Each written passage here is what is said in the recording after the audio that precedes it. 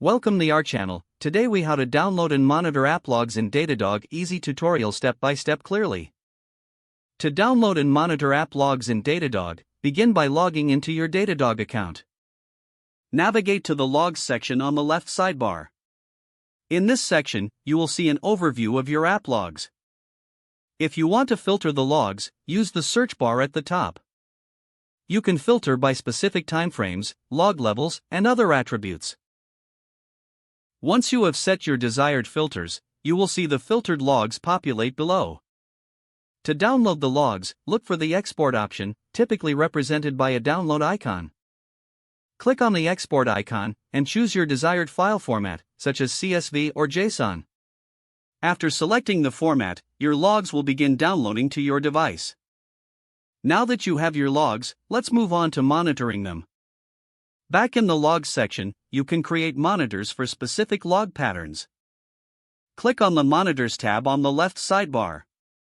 Choose New Monitor to start the monitoring setup.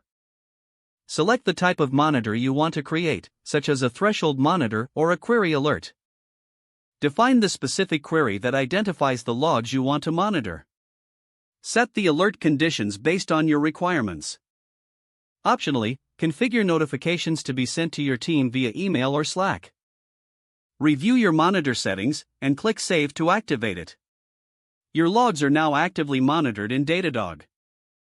You can always revisit the monitors to update settings or review alerts. With these steps, you are now equipped to efficiently download and monitor your app logs using Datadog.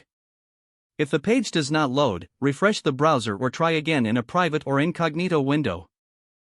Make sure you are using the correct email address, then retype it carefully to avoid small typos. If your password is not accepted, use the reset option and create a new strong password you can remember. Check your spam folder for verification or security emails, then complete any requested confirmation steps. Enable two-factor authentication if available to improve account security and reduce unauthorized access risk. After signing in, review your profile details so your contact information and settings are accurate and current. If you see an error message, note it down and try again after restarting your device and internet connection.